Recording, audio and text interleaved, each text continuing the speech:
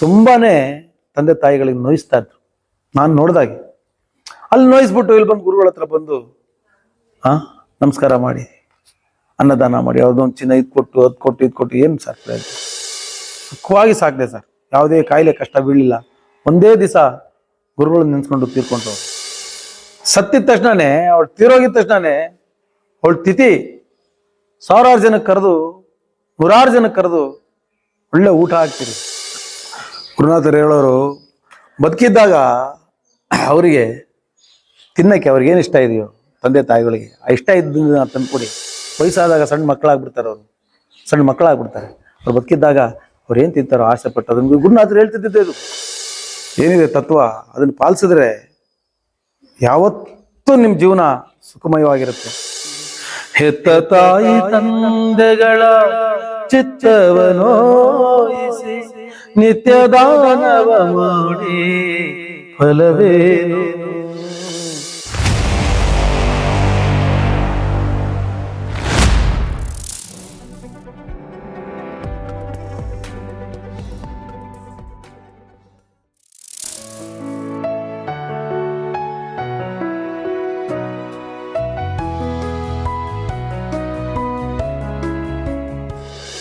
ನೋಡಿ, ಈಗಲೂ ಸುಮಾರು ಜನ ಬರ್ತಾರೆ ವೇದಿಕೆಗೆ ಬರ್ಬೋದು. ಅವ್ರ ಹತ್ರ ಬರ್ತಾ ಇದ್ರಲ್ಲ, ಅವಾಗ ಅವರು ಕೂಡ ತುಂಬಾನೇ ತಂದೆ ತಾಯಿಗಳಿಗೆ ನೋಯಿಸ್ತಾ ಇದ್ರು. ನಾನು ನೋಡ್ದಾಗೆ ಅಲ್ಲಿ ನೋಯಿಸ್ಬಿಟ್ಟು ಇಲ್ಲಿ ಬಂದು ಗುರುಗಳ ಹತ್ರ ಬಂದು ನಮಸ್ಕಾರ ಮಾಡಿ ಅನ್ನದಾನ ಮಾಡಿ ಯಾವುದೊಂದು ಚಿನ್ನ ಇದು ಕೊಟ್ಟು ಅದು ಕೊಟ್ಟು ಇದು ಕೊಟ್ಟು ಏನು ಸರ್ ಪ್ರಯೋಜನ. ಬದುಕಿದ್ದಾಗ ತಂದೆ ತಾಯಿಗಳಿಗೆ ಒಂದು ತನ್ನ ಹಾಕಿ ಅವ್ರು ನಿಮ್ಗೆ ಸಾಕಿದ್ದಾರೆ, ಕಷ್ಟಪಟ್ಟು ಸಾಕಿದ್ದಾರೆ ಸರ್. ಅವಳ ರಕ್ತವನ್ನೇ ಹಂಚಿ ನಿಮಗೆ ಕೊಟ್ಟಿದ್ದಾಳೆ. ಅವಳು ಒದ್ದೆಯಲ್ಲಿ ಮಲಗಿರ್ತಾಳೆ ಸರ್. ನೀವು ಹುಟ್ಟಿದಾಗ ಅವಳು ಒದ್ದೆಯಲ್ಲಿ ಮಲಗಿರ್ತಾಳೆ. ಅವಳು ಕಣ್ಣನ್ನು ನೀವು ದೊಡ್ಡವರಾದ್ಮೇಲೆ ಒದ್ದೆ ಮಾಡಿಬಿಡಿ ಸರ್. ಅವಳ ಕಣ್ಣನ್ನ ಒದ್ದೆ ಮಾಡಬೇಡಿ. ಅವ್ರು ಹೇಳ್ತಾ ಇದ್ದಿದ್ದು ಇದೇ ಮಾತು, ತಾಯಿ ಕಣ್ಣಲ್ಲಿ ನೀರು ತರಿಸ್ಬೇಡ, ಯಾವತ್ತೂ ನೀನು ಉದ್ಧಾರ ಆಗೋದಿಲ್ಲ. ತಂದೆ ತಾಯಿಗೆ ಯಾವತ್ತೂ ಅವರಿಂದ ಬುದ್ಧಿ ಕಲಿತೆ ಸರ್. ನಾನು ಭಾರಿ ಕೋಪಿಷ್ಟ ಅಂದ್ರೆ ಭಾರಿ ಕೋಪಿಷ್ಟ. ನಾನು ದುರಾಂಕಾರ, ಸಿಟ್ಟು, ಆ ಮಾತುಗಳು, ಆ ಗುರುಗಳ ಮಾತುಗಳು, ಈ ಹಾಡುಗಳು ನನ್ನನ್ನು ಎಷ್ಟು ಎಚ್ಚರಿಸ್ತು ಅಂದ್ರೆ, ನನ್ನ ತಾಯಿನ ಅವರು ಮುಕ್ತರಾಗುವವರೆಗೆ ಸುಖವಾಗಿ ಸಾಕಿದೆ ಸರ್. ಯಾವುದೇ ಕಾಯಿಲೆ ಕಷ್ಟ ಬೀಳಲಿಲ್ಲ. ಒಂದೇ ದಿವಸ ಗುರುಗಳು ನೆನ್ಸ್ಕೊಂಡು ತೀರ್ಕೊಂಡ್ರು, ಅವರು ಮುಕ್ತರಾದರು. ಆ ರೀತಿ ನಾನು ಎಲ್ಲರಿಗೂ ಹೇಳೋದಷ್ಟೇ, ಬದುಕಿದ್ದಾಗ ಅವರು ಆಮೇಲೆ ನೀವೇನೇ ಮಾಡಿದ್ರು ಅವ್ರು ಸಿಗೋದಿಲ್ಲ ಸರ್, ಹುಡುಗರು ಸಿಗೋದಿಲ್ಲ, ಏನೇ ಕಷ್ಟಪಟ್ಟು ಸಿಗೋದಿಲ್ಲ. ಬದುಕಿದ್ದಾಗ ಅವ್ರನ್ನ ಚೆನ್ನಾಗಿ ನೋಡ್ಕೊಳ್ಳಿ ಅಂತಕ್ಕಂಥ ಮಾತನ್ನ ಅವರು ಕೂಡ ಇದನ್ನು ನನ್ಗೆ ಹೇಳಿದ್ರು. ನಾನು ಅದನ್ನ ಹೇಳಕ್ಕೆ ಇಷ್ಟಪಡ್ತೀನಿ. ನೋಡಿ, ಬದುಕಿದ್ದಾಗ ಅವರು ಊಟನೇ ಹಾಕಲ್ಲ, ನಾವುಗಳು ಒಂದು ತನ್ನ ಹಾಕಲ್ಲ ಸರ್. ಅವಳಿಗೆ ಒಂದು ತನ್ನ ಹಾಕಲ್ಲ, ಒಳ್ಳೆ ಬಟ್ಟೆ ಕೊಡಲ್ಲ.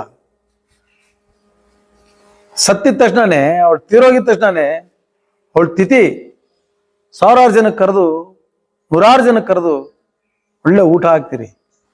ಏನ್ ಸರ್ ಪ್ರಯೋಜನ? ನನ್ನ ಅನಿಸಿಕೆ ಏನಂದ್ರೆ, ಇದು ಗುರುಗಳು ಹೇಳ್ತದಕ್ಕಿಂತ ಮಾತು, ಗುರುಗಳು ಹೇಳ್ತದ್ರಿ ಮಾತು.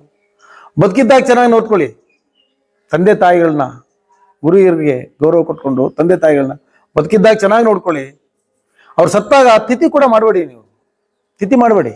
ಅವ್ರು ಬದುಕಿದ್ದಾಗ ಚೆನ್ನಾಗಿ ನೋಡ್ಕೊಳ್ಳಿ. 100 ಜನಕ್ಕೆ ಕರೆದು ಅನ್ನ ಹಾಕಿದ್ರೆ ಏನ್ರಿ ಪ್ರಯೋಜನ? ತಂದೆ ತಾಯಿ ಇರ್ಬೇಕಾದ್ರೆ ಅವ್ರ ಕೈಯಿಂದ 100 ಜನಕ್ಕೆ ಅನ್ನದಾನ ಮಾಡಿಸ್ರಿ, ಅನ್ನ ಸಂತರ್ಪಣೆ ಮಾಡಿಸ್ರಿ. ದಾನ ಅಂತ ಹೇಳ್ಬಾರ್ದು, ಅದನ್ನ ಸಂತರ್ಪಣೆ ಮಾಡಿಸಿ, ಅನ್ನ ಸಂತರ್ಪಣೆ ಅವ್ರ ಬದುಕಿಗೆ ಮಾಡಿಸಿ.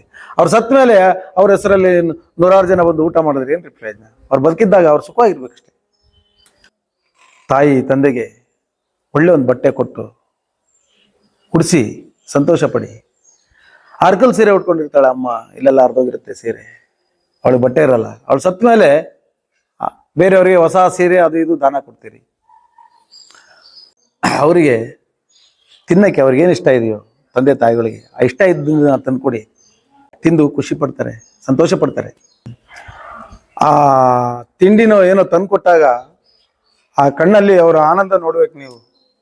ನನ್ನ ತಾಯಿಗೂ ಅಷ್ಟೇನೆ, ನಾನು ತಂದ್ಕೊಡ್ತಾ ಇದ್ದೆ, ಅಮ್ಮ ಏನು ಬೇಕಮ್ಮ ನಿಮಗೆ ಕೇಳಿ ತಂದ್ಕೊಡ್ತಾ ಇದ್ದೆ. ಶುಗರ್ ಇತ್ತು, ಜಿಲೇಬಿ ತಿನ್ಬೇಕ, ಜಿಲೇಬಿ ತಂದ್ಕೊಡು ತಂದ್ಕೊಡ್ತಾ ಇದ್ದೆ.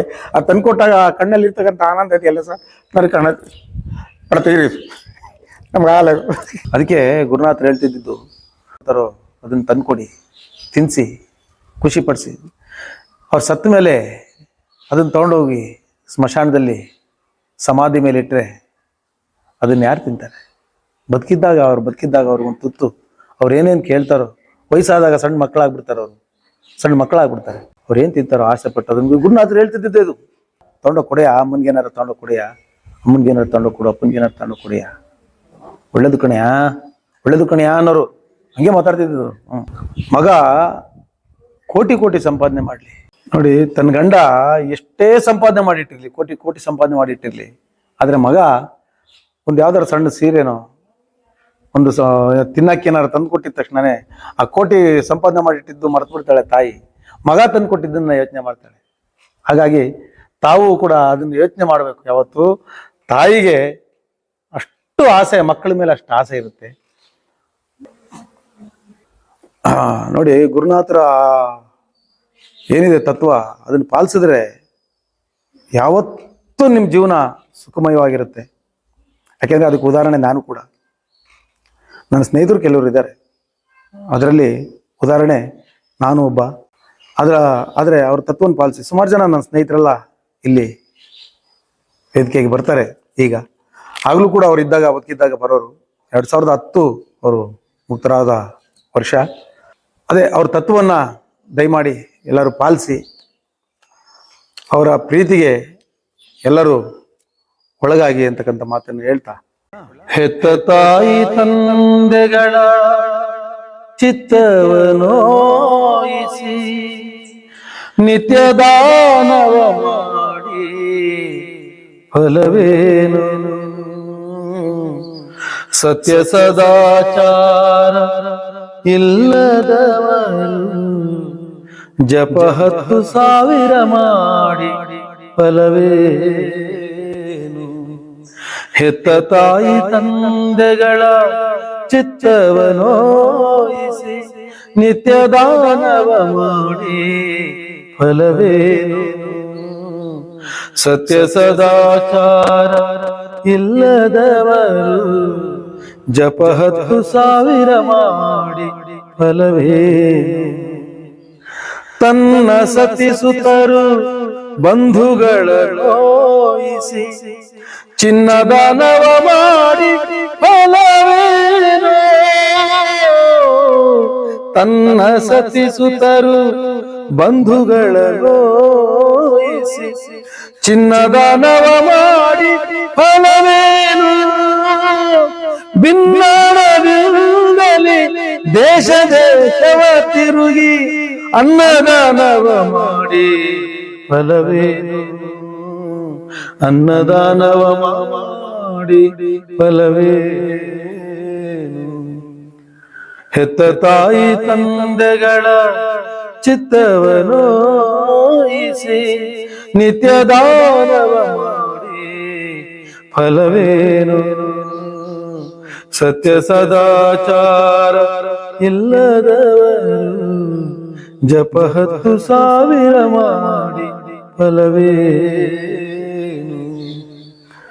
ಸ್ಥಾನಕ್ಕೆ ಪಾನಕ್ಕೆ ಆಗುವ ತಿಳಿ ನೀರು, ಸ್ನಾನಕ್ಕೆ ಪಾನಕ್ಕೆ ಆಗುವ ತಿಳಿ ನೀರು ಕಾನನದೊಳಗೆ ಫಲವೇನು? ಕಾನನದೊಳಗೆ ಫಲವೇನು? ಆನಂದ ಮೂರುತಿ ಪುರಂದರ ವಿಠಲನ, ಆನಂದ ಮೂರುತಿ ಪುರಂದರ ವಿಠಲನ ನೆನೆಯದೆ ತನುವಿದ್ದು ಫಲವೇನು? ಹೆತ್ತ ತಾಯಿ ತಂದೆಗಳ ಚಿತ್ತವನೋಯಿಸಿ ನಿತ್ಯ ದಾನವ ಮಾಡಿ ಫಲವೇನು?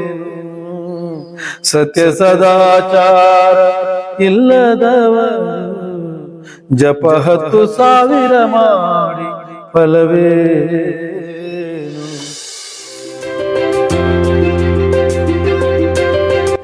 ದಯಮಾಡಿ ಲೈಕ್ ಮಾಡಿ, ಶೇರ್ ಮಾಡಿ, ಸಬ್ಸ್ಕ್ರೈಬ್ ಮಾಡಿ, ಮರೆಯದೆ ಬೆಲ್ ಬಟನ್ ಒತ್ತಿ.